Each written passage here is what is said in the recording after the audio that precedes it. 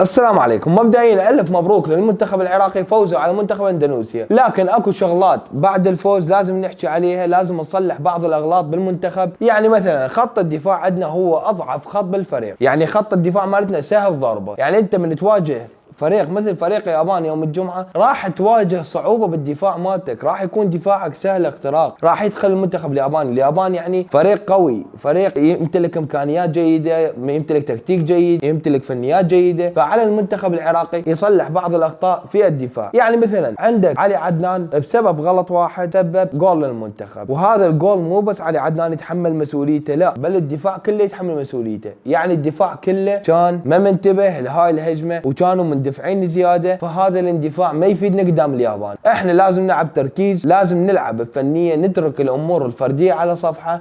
فاللاعب العراقي لازم يعتمد على المجموعه، احنا نلعب كمجموعه كمنظومه افضل ما نلعب كلاعب